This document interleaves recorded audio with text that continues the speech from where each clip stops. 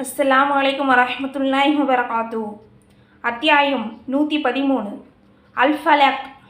இன்றைக்கி நம்ம பார்க்க போகிறது சூரா ஃபலக். அல் ஃபலக், ஃபலக்னா அதிகாலை. ருக்கு 1, மக்கியா, வசனங்கள் 5. மக்காவில் இறங்குச்சு, அது வசனங்கள் 5.